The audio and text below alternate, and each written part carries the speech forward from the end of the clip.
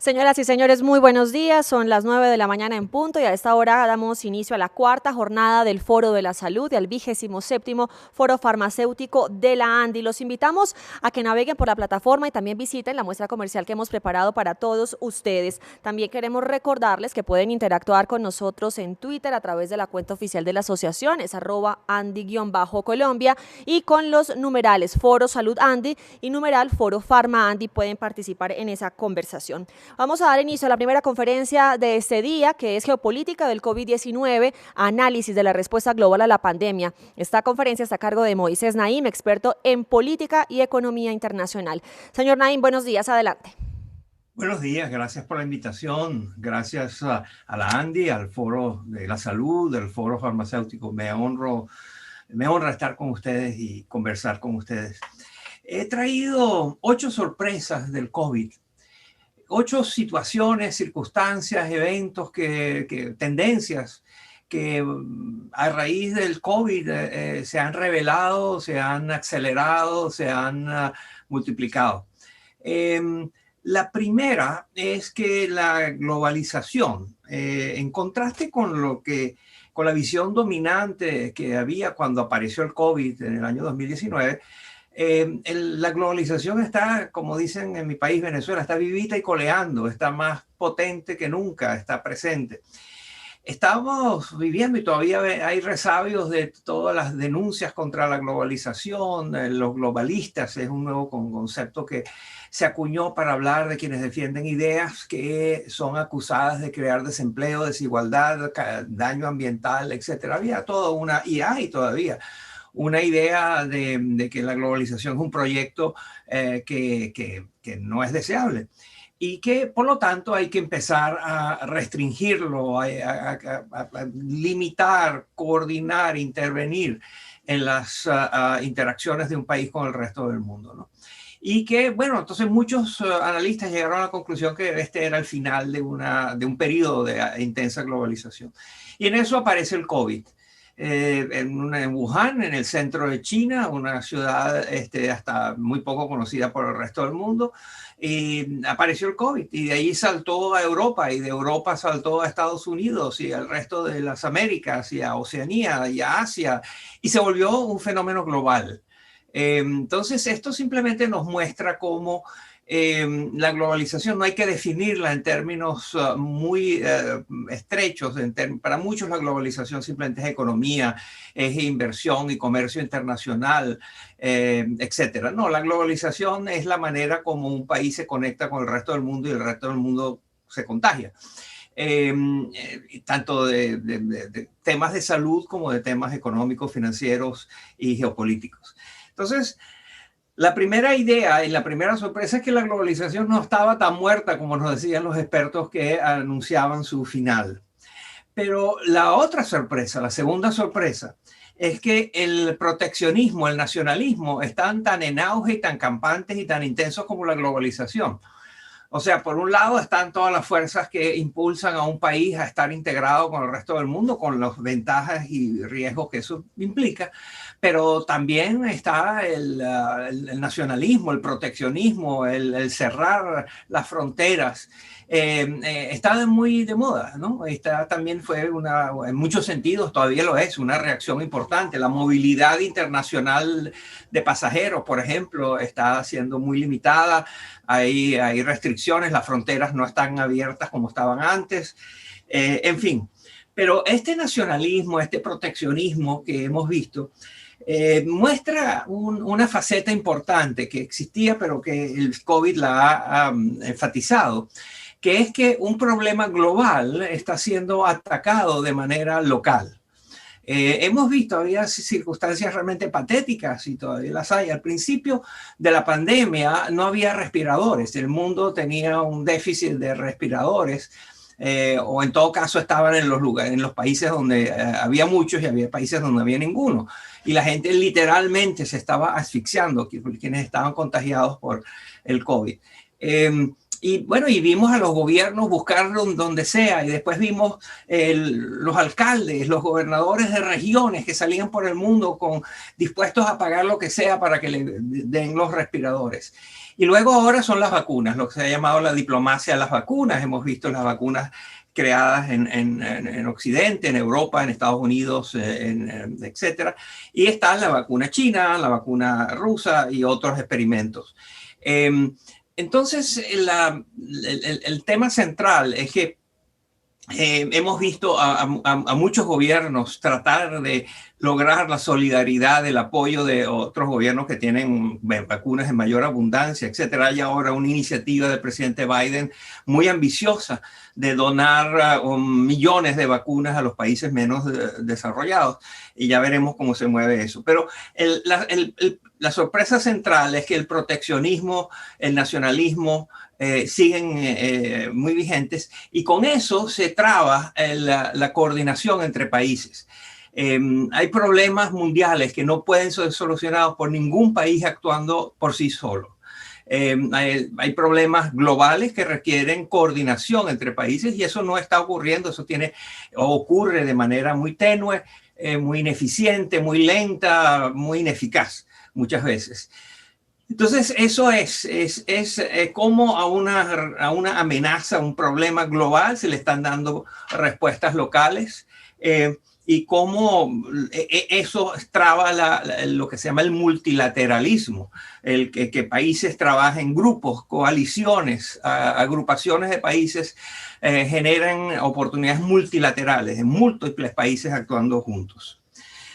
Una tercera, y la sorpresa de esto es que debería haber mucho más, y hay muy poco, hay mucha retórica, en el fondo todavía hay respuestas muy nacionales, muy locales sobre este tema.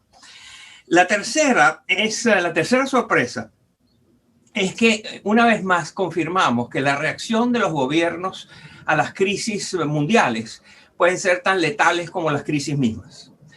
Lo vimos en los ataques terroristas del 11 de septiembre en Estados Unidos, que desencadenaron una respuesta de esta superpotencia que ha tocado más vidas, ha transformado más regiones, ha influido más sobre la geopolítica mundial que los ataques mismos.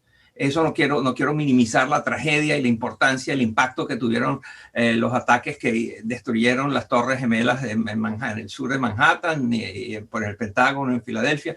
Pero ciertamente la respuesta que hubo generó literalmente cientos de miles de fatalidades, de heridos, de discapacitados en la población civil, en todos casos, ¿no? En países donde han sido devastados por estas guerras que aún no han terminado. Entonces, aquí que casi ya 20 años después del 11 de septiembre, todavía estamos pagando las consecuencias, no del 11 de septiembre, sino de la reacción que eso suscitó.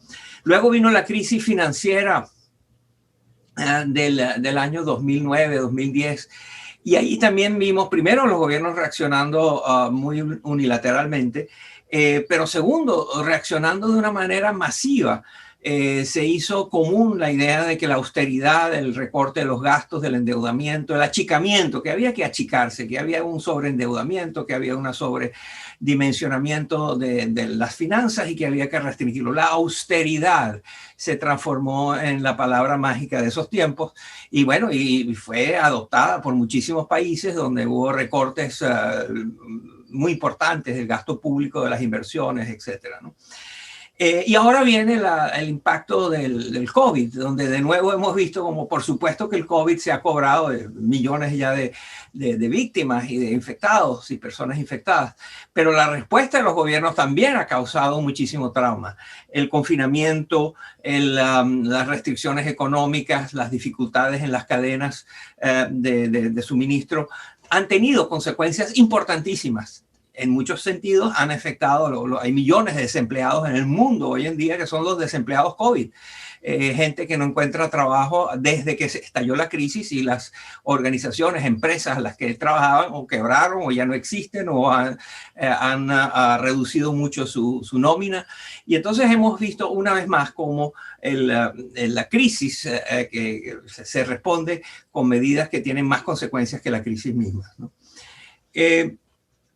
Esto está muy asociado con un cuarto punto que tiene que ver con el fracaso de la política y el éxito de la ciencia en las reacciones que ha habido al COVID. Quería leer un texto de una columna que escribí sobre este tema. Y resulta que los héroes de toda esta crisis han sido los científicos. Y los mucho menos héroes, los que han sido realmente en muchas ocasiones vergonzosos, han sido los políticos, inclusive jefes de Estado. Y hemos visto el contraste entre la ciencia veloz y la política atroz. Así se llama la columna que escribí. Y ahí digo que las normas, reglas y valores que orientan la conducta de los políticos son, por supuesto, muy diferentes de las que orientan a los científicos. Mientras que para los científicos el mérito individual es importantísimo, los políticos, en cambio, privilegian la lealtad de sus colaboradores y toleran la ineptitud. Para los científicos, las decisiones se deben basar en datos, en evidencias, mientras que en los políticos tradicionales pesan mucho más sus experiencias previas, las anécdotas, las intuiciones, las emociones. En tanto que la investigación científica busca el cambio a través de la creación y adopción de nuevos conocimientos, la política suele privilegiar ideas y formas de actuar cómodas y conocidas, a pesar que en sus discursos todos los políticos se presentan como agentes del cambio. Finalmente, el método científico se basa en la razón, en la comprobación empírica, la verificación de afirmaciones, cuya validez puede ser comprobada y replicada por otros. En la política, en cambio, priman las pasiones, las creencias personales, así como las creencias religiosas y el pensamiento mágico. Esto lo he querido leer porque creo que es muy relevante para la industria farmacéutica. La industria farmacéutica es esencialmente una industria del conocimiento, de la ciencia, y esto que estoy mencionando de cómo fue la reacción heroica de científicos y del sector privado, que logró colaborar y competir, pero también colaborar y sincronizar iniciativas, hay que reconocerlo. Los científicos actuaron con visión de lo que había que hacer, nos sorprendieron con la precisión de sus nuevas tecnologías, la velocidad. Todo en ese momento, todos decían que iba a pasar años antes que tuviéramos las vacunas. Y no fueron años, fueron meses donde tenemos ya una variedad de vacunas y hay países que tienen porcentajes enormes de su población que ya han sido vacunados. Hemos visto cómo ha habido mayor colaboración internacional en este ámbito entre el sector privado y los científicos, tanto dentro de un país como entre países. Hemos visto la colaboración de muchas organizaciones, inclusive multilaterales. En fin, la reacción de los científicos y del sector privado fue mucho más eficaz que la reacción de los gobiernos, ¿no? Hemos visto a gobiernos manipulando la información, diciendo mentiras, adoptando visiones mágicas. Es inolvidable la escena del presidente de Estados Unidos, Donald Trump, sugiriendo que quizás lo que había que hacer era inyectarse con desinfectante de cocina. Después se enamoró de una droga que se llama hidroxicloroquina, diciendo que esa era la solución y ya no había ningún problema. Era falso. Hemos visto cómo el gobierno chino ha estado censurando y manipulando la información, cómo el gobierno de México notablemente ha subestimado el número, las estadísticas, igual que en Brasil y en muchos otros países hay una propensión de los gobiernos a esconder la realidad o minimizarla. Hemos visto el ascenso de los charlatanes que le dicen a la gente lo que quiere oír, demagogos, mentirosos, esos charlatanes que se aprovechan del sufrimiento de la gente, de la ansiedad de la gente para diseminar malas ideas. Y entonces eso es el éxito de la ciencia, el fracaso de la política. Y allí viene otra crisis, que es mi sexta sorpresa, que es el renacimiento de las malas ideas. Ideas que uno suponía probadas, fracasadas, muertas y enterradas, están de nuevo en auge. Yo hablo mucho en estos tiempos de la necrofilia ideológica. La necrofilia, como ustedes saben, es esta perversión que tienen algunos seres humanos de sentir una atracción muy patológica, muy extraña por los cadáveres. Y bueno, yo decidí que había una versión ideológica, política de esto, y que bastaba prender la televisión y oír las noticias del día y oír lo que dicen los políticos para darse cuenta que esas malas ideas fracasadas, comprobadamente malas, tienen ahora un nuevo surgimiento. Nunca mueren, pero disminuye su popularidad. Y a veces, como en estos tiempos, aumenta la popularidad. Los principales exponentes, estos son conocidos. Hemos visto al presidente de México, Andrés Manuel López Obrador, en su momento recomendar amuletos a la población para que enfrente la pandemia, que no hacía falta vacunarse, que era todo lo minimizó, lo ninguneó, lo desconcertó mucho a la gente con todo esto. Vemos a Cristina Fernández de Kirchner, a Jair Bolsonaro, quien parece que va a ser el próximo presidente de Perú, Pedro Castillo. Son todos gente que practica la necrofilia ideológica. Quizás uno de los más sorprendentes es Daniel Jadue. Él es el alcalde de la Recoleta en Chile, es una comunidad al norte de Santiago. Él es del Partido Comunista Chileno y está de candidato presidencial cuando vaya a haber elecciones, y está liderando las encuestas. Le va muy bien con las encuestas. Y uno lo oye hablar de ideas y lo que propone, y uno sabe que estas cosas han sido intentadas en el mismo Chile, han sido intentadas en otros países, en otros momentos, en otras partes, y sin embargo ahí regresa. La necrofilia ideológica está en un boom, está en un momento donde hay muchos líderes que la están practicando y que vuelven a desenterrar las malas ideas, y con eso hay que vivir, y la industria farmacéutica va a ser un exponente de eso. Todo esto está muy asociado con lo que yo he llamado la muerte de la verdad. Esta idea que se ha puesto de moda ahora de que todo es relativo, todo es verdad, que no hay ninguna verdad, que todo es cuestionable, es muy dañina. Hay verdades verificables que son importantes. Por supuesto que hay temas que son controversiales y polémicos y que es muy legítimo que sean debatidos, pero hay cosas que no pueden ser debatidas. Hay realidades verificables muy claras, basadas en el método científico, que son verdad, y sin embargo hay quienes no lo creen y quienes mienten. Entonces ha habido una coexistencia pacífica con la mentira, y ahí el expresidente de Estados Unidos, Donald Trump, fue claramente uno de los principales exponentes de esto. El periódico el Washington Post le solía llevar las cuentas de las mentiras, y resulta que decía mentiras todo el tiempo, mentiras que era fácil de verificar que eran falsas. Y bueno, ahí estaba. Todos los políticos exageran, todos los políticos distorsionan la verdad, todos los políticos muchas veces mienten, pero nunca como en estos tiempos. El tema, hasta apareció un concepto, el concepto de la posverdad, que es esta idea de que no hay nada que es verdad y no hay nada que pueda ser definitivamente comprobado como cierto. Y en eso entonces se le ha dado un campo de acción inmenso a los charlatanes, que son capaces de decir cualquier cosa, y aun cuando sean descubiertos que es mentira, simplemente no pagan ninguna consecuencia. Aumentar las consecuencias negativas, los costos que puede tener para los líderes o quienes quieran ser líderes de decir mentiras, es una prioridad para la sociedad. Y de nuevo, también es una prioridad para los actores del sector público, el sector privado, que dependen de las verdades verificables, empíricas, con las que actúan, ¿no? Con las que trabajan. Finalmente, una de las sorpresas, la octava y última sorpresa que les quería comentar para después conversarla, es cómo el COVID ha mostrado que lo que creíamos que era permanente, muchas cosas que pensamos que era permanente, han resultado ser transitorias. Y cómo cosas circunstancias, tendencias, hábitos, costumbres, prácticas, políticas públicas que pensamos que eran transitorias han resultado ser permanentes. Estoy seguro que les viene a la mente como uno de los ejemplos de esto el trabajo remoto, el trabajo a distancia, o la educación a distancia, o la salud a distancia. En el caso del trabajo remoto, pues todos pensamos que era transitorio, que eso era durante las épocas de confinamiento y que no se podía salir.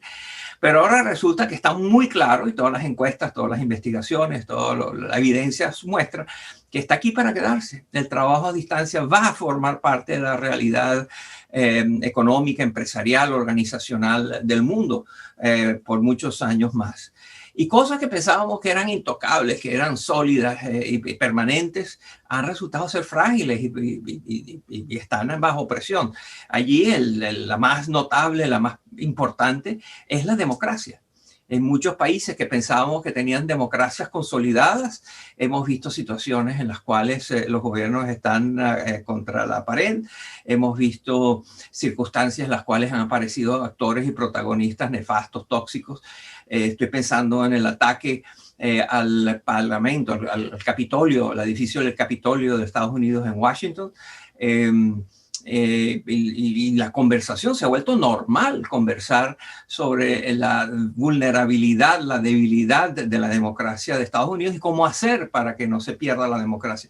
Bueno, eso era en el 2018, antes de la pandemia. Si uno hubiera planteado eso, pues no hubiera sido tomado muy en cuenta. Ahora hay una cantidad de libros, artículos, debates acerca de la urgente necesidad de hacer reformas que solidifiquen a la democracia. Hay otras cosas, pero quisiera dejarlo hasta acá y simplemente tener la oportunidad de conversar con ustedes. Claro que sí, señor Naim, y justamente pues gracias por esta conferencia, por este espacio, pero también queríamos hablar de otros temas específicos y empezar por saber cómo conciliar las ventajas de la globalización, que como lo dice usted está más presente que nunca, conciliarla con la defensa de la autonomía y también de la protección del propio mercado.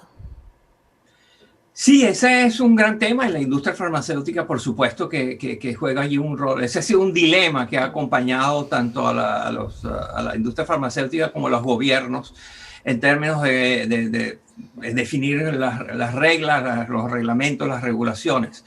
Allí no hay respuestas fáciles, cualquier respuesta extrema que dice que hay que garantizar y absolutamente limitar hay que garantizar la industria nacional y limitar a la industria extranjera.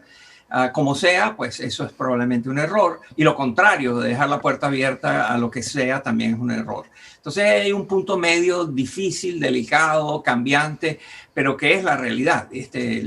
La respuesta es que no debe ser nunca una u otra cosa. Los países deben tener ciertas capacidades autónomas, pero también hay enormes ventajas de estar integrados a redes internacionales, que yo entiendo que en estos momentos eso es una idea difícil, porque todas las redes internacionales, los canales de suministro están truncados, y cuando hay emergencias, hay países que no llegan a la cola de recibir asistencia. Como ya mencioné, los ejemplos de los respiradores, los ejemplos de las vacunas. Pero es aquí donde uno debería tener la esperanza de que hubiera instituciones internacionales que permitieran facilitar estas decisiones y hacerlas más eficaces. La decisión entre la autarquía sanitaria o la total integración globalizada de la sanidad y de la farmacia. Señor Naim, y justamente pues todo este tema de la pandemia ha sido un gran reto para todos los países del mundo. ¿Cómo cree usted que ha sido ese cambio de los gobiernos en el tema de la percepción que se tiene sobre el tema de la salud, como gasto o como una inversión? Es muy buena pregunta y está con nosotros, y es verdad. Yo creo que hay otra cosa, lo están viendo como requisito. La pandemia ha contribuido a reafirmar, a confirmar lo dañado, lo difícil, lo pobre, lo débil que es el sistema sanitario, especialmente en países de América Latina, ¿no? Todos sabíamos que el Estado está funcionando mal, que no es un buen proveedor de servicios públicos, desde el transporte hasta la salud, hasta la educación, hasta la seguridad personal. El Estado está fallando en suplir necesidades básicas de la población, y allí incluimos el sistema de salud. Entonces siempre supimos que el sistema sanitario era defectuoso, limitado, y que había que atenderlo y probablemente dedicarle mucho más recursos. Los políticos lo que ahora han descubierto no es que es inversión, es gasto, es que es mejor que gasten rápidamente en hacerlo más eficaz, porque estamos viendo que quienes están en los gobiernos en estos momentos en que sus sociedades han sido impactadas por el COVID están muy mal en las encuestas. Es imposible ser un político popular en tiempos de COVID. Ahora bien, ¿cuáles van a ser esas estrategias, señor Naim, que se van a tener que implementar en los países en esos próximos 10 años, por poner un tiempo, para recuperar todo lo que se ha perdido en tema de crecimiento económico, en pobreza, en bienestar social, en eso que ya se había avanzado? Así es, esa es la gran pregunta, y la pregunta tiene mucho que ver con cuál va a ser el desempeño económico de América Latina, ¿no? América Latina es de las regiones más golpeadas en términos de COVID, de los 10 países donde hay más letalidad diaria, 7 u 8 están en América Latina. Las consecuencias económicas han sido muy duras.